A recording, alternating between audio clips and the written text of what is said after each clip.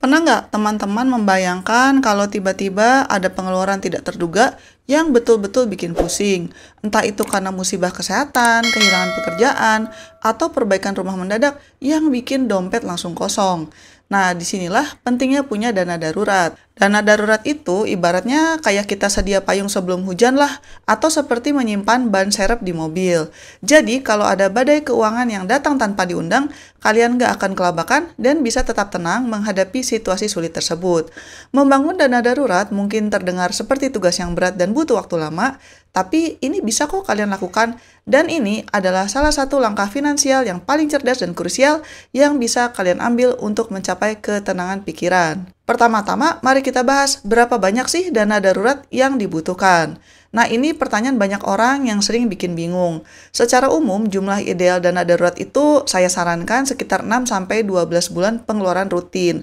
Memang sih ada juga yang bilang 3-6 bulan itu cukup, tapi kalau Mimin sih realistis aja ya. Soalnya zaman sekarang itu harga-harga sangat mahal, terus nyari kerja juga susah.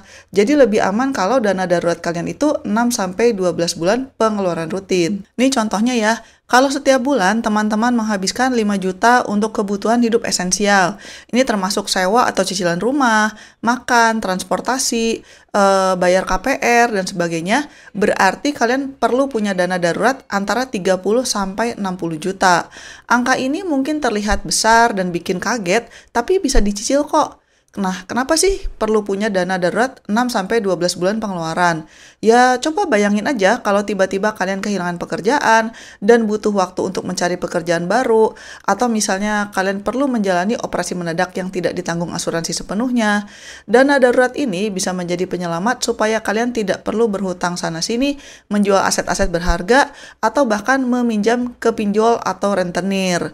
Karena namanya pinjol atau rentenir itu ya bunganya kan mencekik ya. Dana darurat ini akan memberikan kalian ruang bernafas untuk mencari solusi terbaik tanpa tekanan finansial yang berat. Penting juga untuk teman-teman mempertimbangkan faktor-faktor pribadi. Misalnya aja kalau kalian bekerja di industri yang sangat fluktuatif atau punya tanggungan keluarga yang besar, misalnya selain menanggung anak-anak juga mesti menanggung orang tua dan adik dan segala macam, maka disarankan untuk punya dana darurat yang lebih besar. Hal ini bisa memberikan lapisan keamanan ekstra. Tapi kalau kalian katakanlah single, terus pekerjaannya stabil, dan punya asuransi kesehatan yang bagus, ya mungkin dana darurat 3 atau 6 bulan aja udah cukup ya. Jadi sesuaikanlah target jumlah dana darurat kalian dengan kondisi finansial dan profil risiko kalian. Mulai aja dengan target yang kecil terlebih dahulu, misalnya 1 bulan pengeluaran dulu. Kalau itu sudah tercapai, baru naikkan targetnya secara perlahan, dan yang penting itu kalian harus konsisten. Mulai hari ini dan jangan tunda lagi. Pertanyaan selanjutnya, di mana sih sebaiknya dana darurat itu disimpan supaya aman dan mudah diakses? Kenapa pertanyaan ini penting? Karena tempat penyimpanan dana darurat itu harus mudah diakses dan dananya harus liquid. Artinya, dananya harus bisa dicairkan kapan saja tanpa membutuhkan banyak proses yang rumit, tanpa potongan besar, dan kalau bisa tanpa penalti. Hindari menaruh dana darurat di instrumen investasi yang berisiko tinggi, seperti saham individual atau kripto, atau yang sulit dicairkan dengan cepat seperti properti atau investasi jangka panjang lainnya. Tujuan dana darurat adalah keamanan dan ketersediaan, dan bukan untuk mencari keuntungan setinggi-tingginya. Pilihan terbaik dan paling umum untuk menyimpan dana darurat itu ya di tabungan, tapi biasanya ini harus dipisahkan dari rekening gaji atau dari rekening untuk pengeluaran sehari-hari. Akan lebih baik lagi kalau rekening dana darurat ini punya bunga yang lumayan tinggi supaya nilai uang kalian tidak tergerus inflasi. Tapi balik lagi, yang penting adalah kemudahan aksesnya. Pisahkan rekening ini supaya kalian tidak tergoda untuk memakainya untuk pengeluaran sehari-hari yang tidak mendesak. Rekening tabungan digital dari bank-bank modern sering kok menawarkan bunga yang lebih menarik dan juga kemudahan transfer. Beberapa pilihan lain yang bisa dipertimbangkan dan juga cukup aman serta liquid adalah deposito jangka pendek dengan opsi pencairan sebelum jatuh tempo tanpa penalti yang signifikan, atau deposito yang bisa dicairkan setiap bulannya. atau bisa juga dengan menggunakan reksadana pasar uang.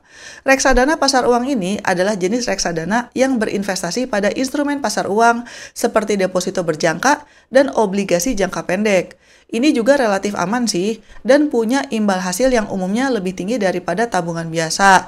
Selain itu, ini juga sangat liquid karena bisa dicairkan biasanya dalam 1-2 hari kerja. Ini bisa menjadi pilihan yang optimal kalau kalian mau dana darurat yang bunganya tinggi tanpa resikonya yang tinggi. Intinya, jangan tergoda untuk memakai dana darurat ini untuk keperluan yang tidak darurat ya. Anggap aja rekening ini kayak nggak ada lah, yang hanya boleh diganggu dan dibuka kalau betul-betul ada kejadian mendesak yang mengancam stabilitas finansial kalian. Jangan sampai digunakan hanya untuk belanja online atau untuk liburan dadakan. Sekarang mari kita bahas apa aja sih tipsnya untuk membangun dan mempertahankan dana darurat. Tips-tips ini penting karena membangun dana darurat itu butuh komitmen, disiplin, dan juga strategi yang tepat supaya tidak terlalu terasa berat. Tips yang pertama adalah otomatisasi tabungan. Jadi, begitu kalian menerima gaji, langsung sisihkan sebagian kecil ke rekening dana darurat.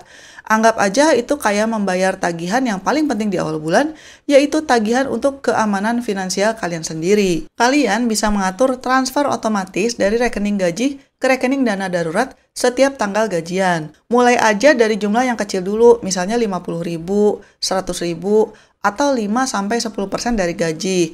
Yang penting adalah rutin dan konsisten.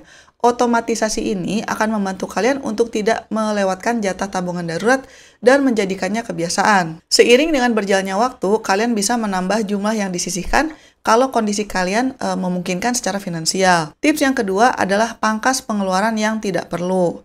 Coba luangkan waktu untuk mereview dan melacak pengeluaran kalian setiap bulannya. Ada kebiasaan ngopi mahal setiap hari nggak? Atau kebiasaan makan di luar terlalu sering nggak? Karena setiap rupiah yang bisa dihemat dari pengeluaran yang tidak penting bisa langsung dialokasikan ke dana darurat kalian. Coba tantang diri sendiri untuk menemukan cara-cara kreatif untuk mengurangi pengeluaran.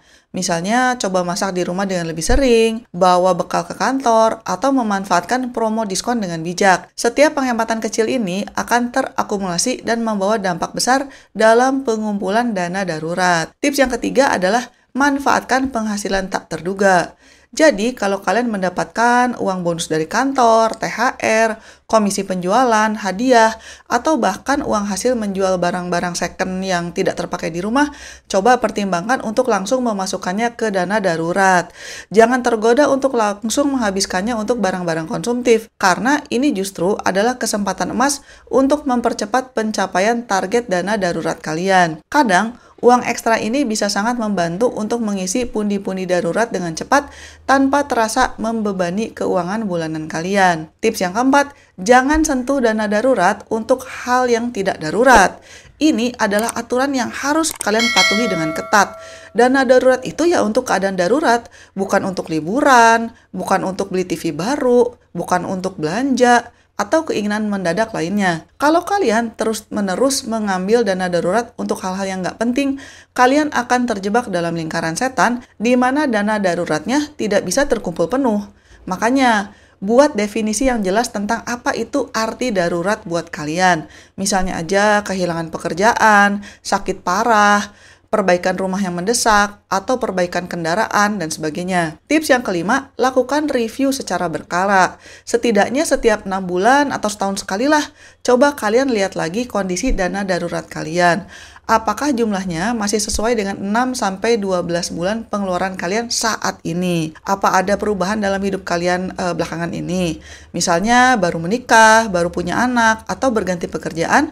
Karena ini bisa jadi mengharuskan kalian untuk menyesuaikan target dana darurat. Dengan melakukan review secara berkala, kalian akan bisa memastikan bahwa dana darurat kalian itu masih relevan dengan kebutuhan dan kondisi hidup kalian saat ini. Ingat bahwa membangun dana darurat ini adalah maraton dan bukannya sprint. Bisa jadi butuh waktu berbulan-bulan bahkan bertahun-tahun, tapi kuncinya adalah harus konsisten dan disiplin. Sekian dulu episode kali ini dan selamat mencari kebahagiaan. Bye-bye!